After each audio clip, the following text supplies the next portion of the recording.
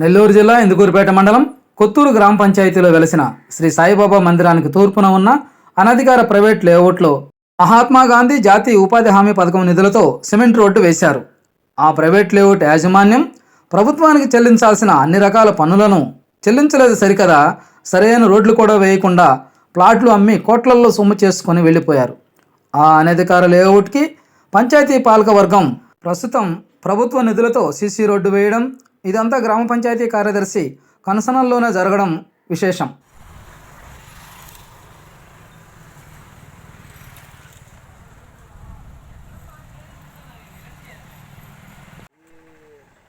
సాయిబాబా గుడి పక్కన లేవు సిమెంట్ రోడ్ వేస్తారు.